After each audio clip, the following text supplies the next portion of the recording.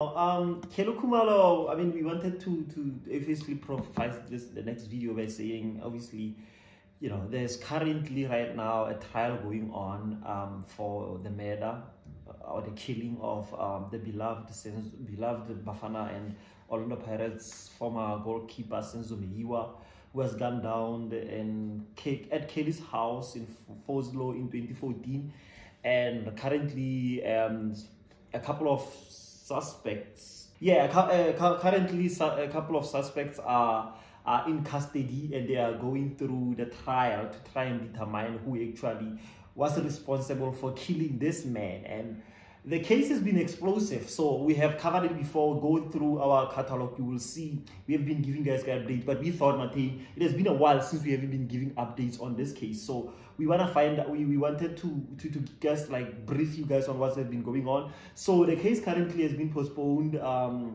I believe, to July, due to a lot of things happening, Martin. I don't know if you've been following this case, but this case has been crazy. Yeah, I've been off track over this case, so I haven't yet followed, but I've seen, you know, a lot of clips there and there when the judge was really asking Teffo to sit down, you know.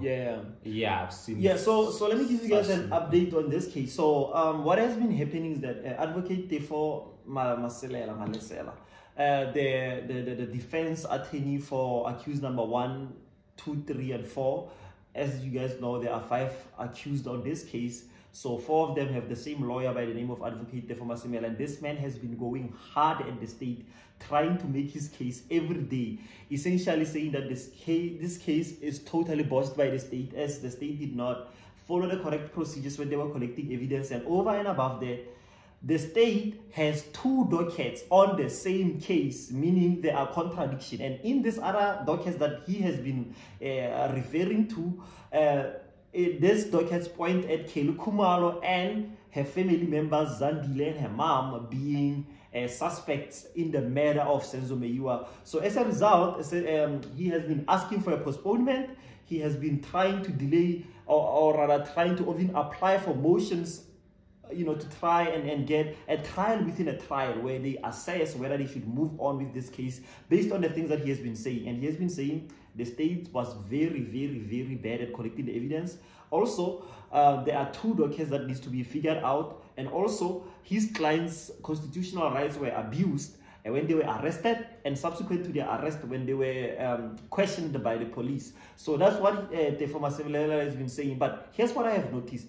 The judge is very much contentious when it comes to therefore raising these issues, and it has caused so much commotion, Martin. And we're just gonna play one video that really shows the commotion between the judge and the defense attorney Teffo Malesela, so that we can really demonstrate to you guys what has been going on this case. Let's go.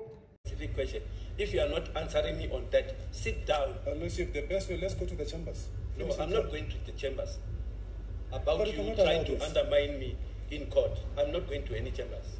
But now the accused 1 to 4 has been undermined here. We cannot prolong this case. Sit down. Yeah. Advocate, sit down. But I don't agree to that.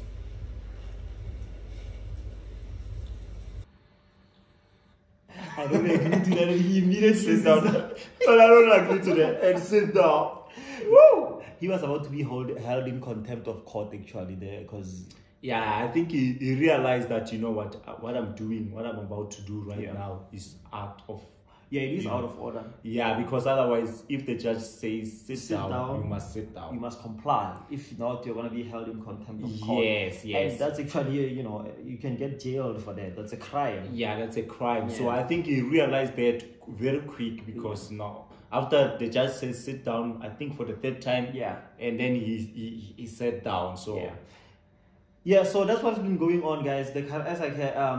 Finally, the state brings out this docket that Teffo has been asking for, and this docket, the state argues that no one should pay attention to this because it was prepared by a junior prosecutor, or a junior staff within the government, and as a result, it does not have any bearing on the current events of the case. So That's what the judge said, but the lawyer of the fifth accused has requested time to study this docket that therefore has been bringing up for weeks, and no one has been taking him seriously, and I don't know why. But I feel like also, I just want to say this about Teffo. I feel like he's delivering, like even when he's correct, it appears that he is attacking the judge, appears that he doesn't have a legitimate thing to say, even when most of the time, in fact, the things that he's raising are not only valid, but they are true and has been proven over and over again. But there are things that he has raised that have been totally frivolous and has not followed the correct protocols. But largely, Teffo has been really complying with everything that the judge tells him, and he has been raising legitimate issues with the state's case. And I hope they can finally, come to a point where the judge and Teffo, are able to continue professionally and cordially through. But do you think the Teffo's character is standing on the facts that it's trying to put through? Because now it seems he's saying legitimate things, but the way he said it seems like he's too playful or something. It's like he's acting of some. So as a result, people don't take him serious.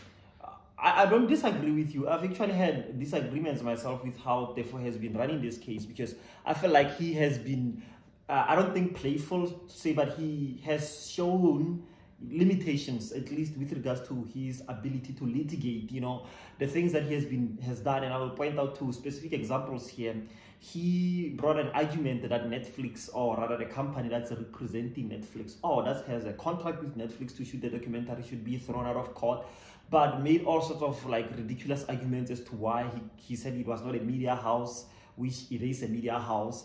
And the judge was like, no, you are being ridiculous. And he made all sorts of claims that obviously when you make a claim, right, the procedure is that when you make like a submission, you have to do a motion. So the motion has to be submitted to the judge to say, here's my motion, here's my argument, submit affidavits if you are alleging something that could prove your emotions. But Teffo has been very reluctant to do that, or has done that later on when the judge asked him to bring it up. So he does appear to have some certain limitations with regards to his litigation experience.